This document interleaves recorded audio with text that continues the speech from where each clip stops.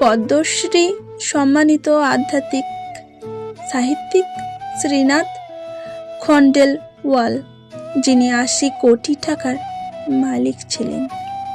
ছেলেমেয়েরা সমস্ত সম্পত্তি হস্তগত করে তাকে ত্যাগ করেছেন।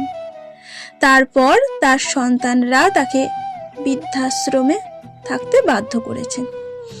80 বছর বয়সে তার মৃত্যু হয় বৃদ্ধাশ্রমে। আরও অবাক করার বিষয় হলো, তার মৃত্যুর খবর তার সন্তানদের জানানো হলে তারা ব্যস্ততার অজুহাত দেখিয়েছে। শেষে সমাজসেবী চাঁদা সংগ্রহ করে বিধি বিধান মেনে শেষকৃত্য সম্পন্ন করেন। এমন সন্তান থাকার থেকে নিঃসন্তান থাকা অনেক ভালো।